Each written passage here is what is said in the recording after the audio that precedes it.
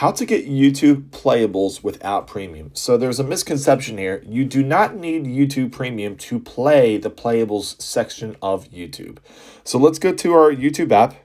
And as you see, I don't have anything in my area here that signifies that I have YouTube Premium. I don't want to pay for it. As you see here, at the very bottom, it says try YouTube Premium for $0. So that should let you know that I do not have YouTube Premium. But to get to the Playables section, all you have to do is make sure you're on your YouTube homepage.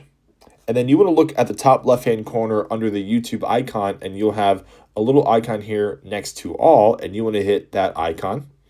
And then from here, you want to scroll down. You should be able to see it on Playables. So go ahead and hit Playables, and from this point forward, you can go ahead and play games just like you normally would on YouTube if you were on your desktop version.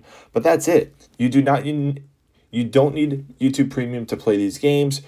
It will automatically save for you as well. As you see, I have a continue playing section here. So I've already went through and played some games here, and it's all free.